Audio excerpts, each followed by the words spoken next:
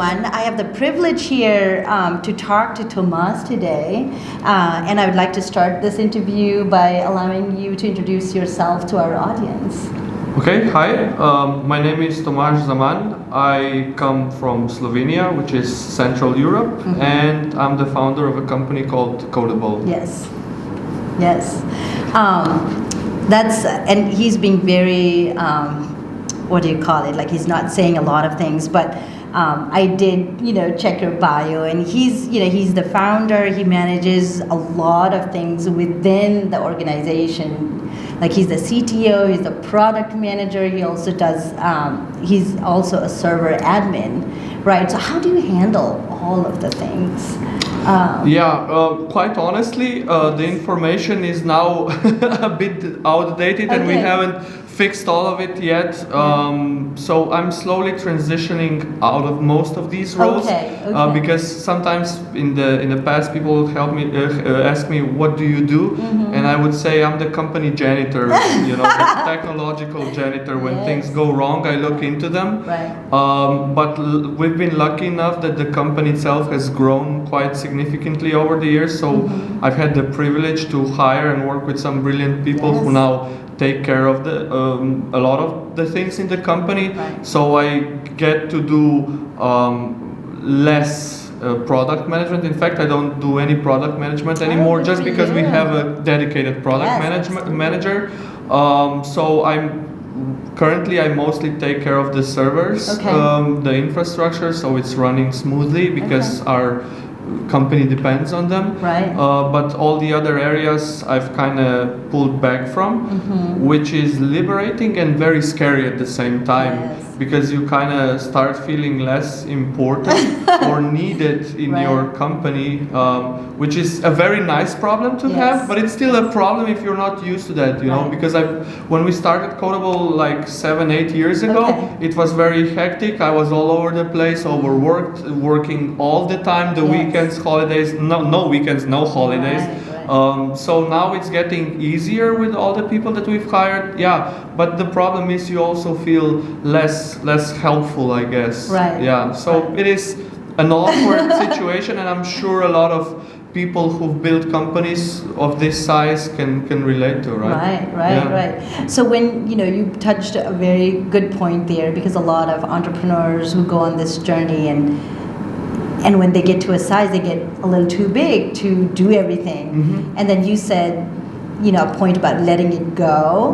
How are you managing that? Because I'm sure a lot of people, are at that stage. You should ask me that in a year or so. I'm not so I'm still in a phase of processing it, in how do I let it go that it makes sense for me, for my company, for the team members, that it would be a smooth transition, and nobody would feel left out, and everybody is kind of knows what's going on. I mean, here I must say the transition has been better because of all the other team members. I can't take credit, because I like, one of my skills that I don't have is management. I'm a geek by heart and by profession.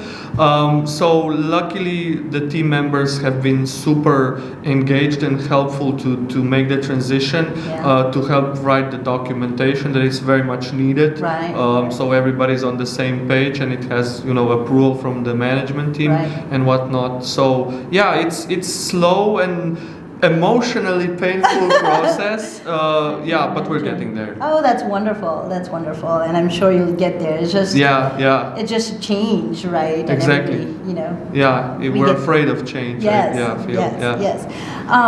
So when did you really get into this WordPress, and I know you worked as a freelancer for a long time, and what made you say that, okay, I'm going to found this company called Codeable? Yes. Well, in all honesty, there is no magic to the WordPress part of it. It was or no no fairy tale. It was purely a strategic decision back at the time. Okay. So we decided, to give you a bit of a backstory. Yes. I was freelancing on a site, on a platform that is called Elance, which is now part of Upwork. Okay. Yeah. And I really didn't like how the platform was operating. Okay. And I was lucky enough to meet my co-founder, who was back then my client on the platform. Oh. So that's how we met. So he posted a project on Elance.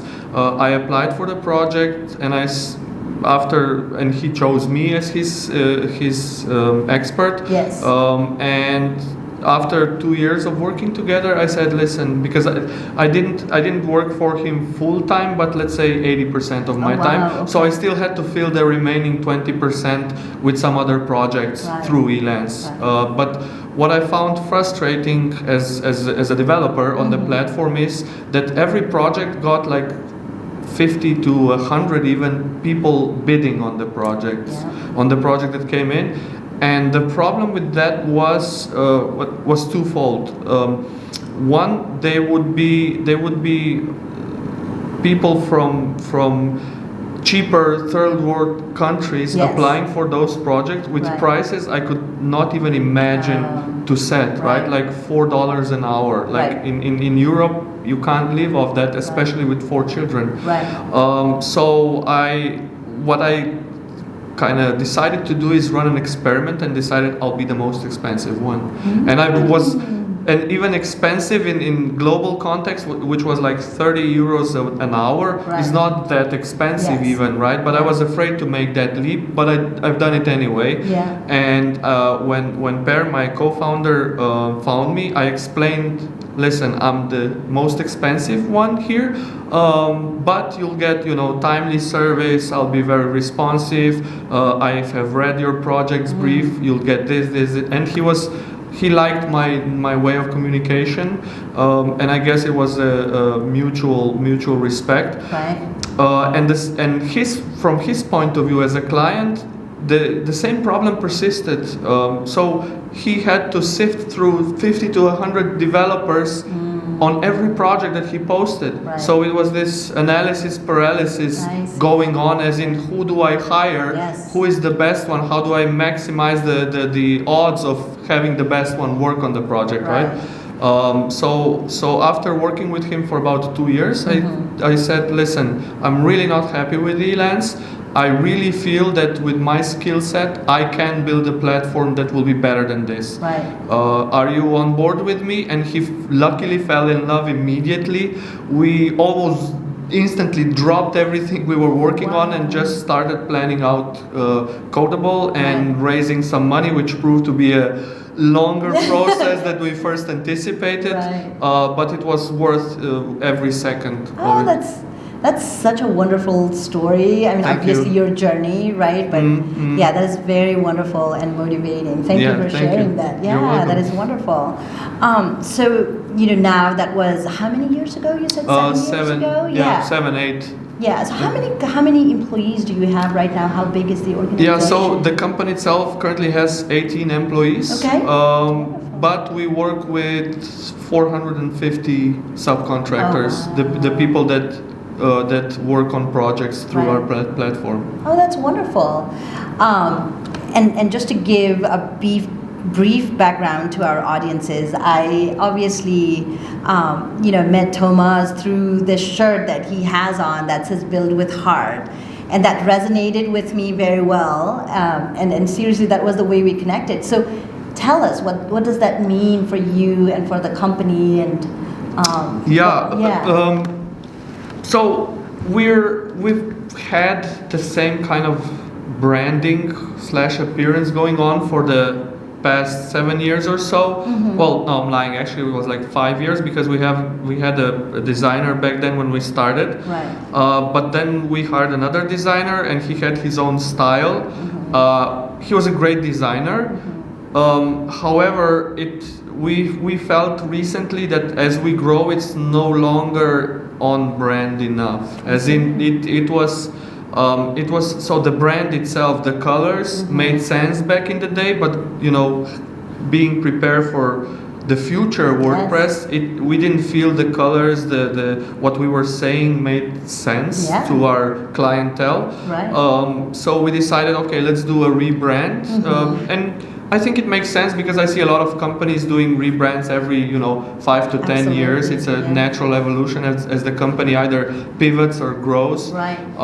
So we decided to hire this agency from the UK, and this was actually their idea because they saw how much passion there is in my eyes, in my co-founder's eyes. Like, we do things with heart, and we never thought of ourselves because we like to talk a lot.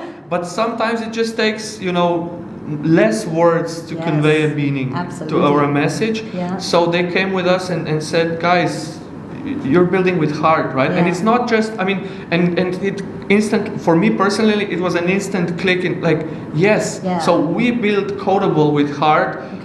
And we run the company with heart, and we want our experts that work through Codeable to share this message that they're also building with heart. Right. They already share it implicitly, but we just want to be now kind of open with it, like, this is us, and it resonated, and we love this idea. Yeah. So you'll hopefully see much more of this tagline. Oh, absolutely. And I told you, I know it sort of resonated within your team and all of that, but even the outside world, I think it's, I think you instantly get that confirmation, right? Like, oh, I feel like I can trust you because you build with your heart. You know what I mean? Yeah, so exactly. you've done an excellent job. Thank you. Yeah. Thank you. Yeah. So what was your overall impression of this WordCamp Europe? I know you go to many of these. Yes, actually I've been to all of them, WordCamp Europe. So the first one was in Leiden, Netherlands. What was it? Like, this is the 6th one or 7th one. Yeah. And